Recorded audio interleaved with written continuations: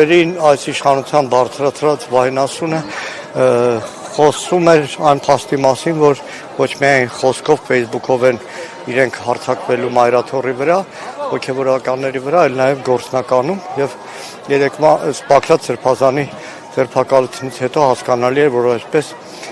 հատիկ նրան գնալու է։ Այսօր շատ հաճախ հիշում եմ մի գեղանկար Սուրենյանցի Խրիմյան հայրիկի գեղանկարը, որը պատկերացրավում է կախված գետնին ծրար է նետված։ Դա հայտնի պատմություն է 1903 թվականին հայ առաքելական եկեղեցու վանքապատկան գույքերի գրավման ցարական հրովարտակն էր, որը գետին նետվեց, մերժվեց եկեղեցու կողմից եւ հայ ժողովուրդը կանգնեց Մայրաթորի կողքը եւ ամբողջ Կովկասով ուղղակի պատերազմական իրավիճակ էր, նույնիսկ Արևմտյան Հայաստանի դաշնակցական խմբեր գալիս էին զորակցելու Մայրաթորին եւ վերջը ժողովուրդը հաղթանակ տարավ եւ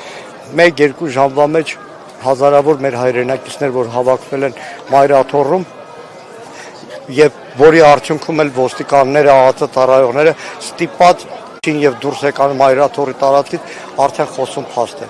Իդեպ խորհրդանշական է, որտեղ ենք մենք կանգնած։ Սա հին վեհարանի շենքն է, որը 1918 թվականին եղել է ամենայն հայոց կաթողիկոս Գևորգ վեհափառի նստավայրը։ Սարդարապետից առաջ Արամ Մանուկյանը, Հանրապետության հիմնադիր եւ գեներալ Սիլիկյանը եկել են այստեղ վեհափառին խնդրելու բարձրանալ բյուրականի ամառանոց, որովհետեւ արդեն թշնամին հասել էր գրեթե Էջմիածնի մատույցներին։ Վեհափառը մերժում է, ասում է վեհափառը ժողովրդի կողքին է եւ հնչում են Մայրաթորի զանգերը եւ Հայաստանի բոլոր եկեղեցիների զանգերը։ Այսօր նորից եկեղեցիների զանգերն են հնչում, այսօր հին վեհարանի մոտ մեր հոգևորականները, հայրենակիցները պաշտպանում էին վեհափառ հորը, մյուս սրբազաններին որպես նոր Սարդարապատ եւ Սարդարապատը միշտ հաղթանակով է ավարտվում։ Սպասելի է, որ իշխանությունը կգնար այս քայլին։ Կրկնում եմ, սրանք սրբություն չունեն։ Սրանք իրականում թշնամական օկուպացիոն ռեժիմ են, իսկ թշնամին ամեն ինչի պատրաստ է։ Այս պահին վեհափառը եւ այո, այստեղ է։ Նաեւ Միքայել Աջապահյանը։ Այո։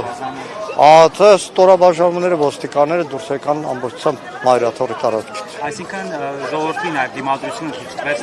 Իրականում ժողովրդի ներկայությունը, դիմադրությունը, վճռականությունը ու նաեւ հոգևորականները։ Հոգևորականներ, որոնք հայ ժողովրդի ինքնությունը, արժանապատվությունը ցանկացած տեղ պահում են։ Իրականում շատ հաճախ լուրերով լրագրողների համար դա համարվում է սենսացիա, թեժ լուր, որ Երուսաղեմում հարության տաճարում բախում է լինում հայ հոգևորականների եւ ուղղափառ եկեղեցու կողմնակիցների մեջ։ Դա կենցաղային բախում չի, դա Երուսաղեմում հայության մշտական ներկայության այդ դրոշը նորից վերահաստատելն է։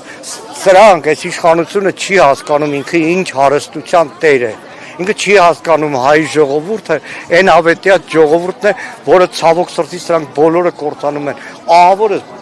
Մայրաթորի տարածքում ենք 3 միջազգային մամուլի վերնագրերը ուղղակի խայտարակում էր մեր երկիրը, խայտարակում էր մեր ժողովրդին։ Այդ խայտարակությունից շուտ պետք է ազատվել։ Համարում եք, որ այս դիմադրությունը կմեծանա եւ իշխանապողությունը, այսպես ասած, արդեն տեղի կունենա։ Նայեք, իրականում այս քանի օրը բոլորի մոտ այդ միտքը եւ հայտարարությունը կա, որ սա չի մարսելու այս իշխանությունը։ Մայրաթորը չի ինքնելու եւ հավատացյալ հայ ժողովուրդը հաղթելու։ Շնորհակալ եմ։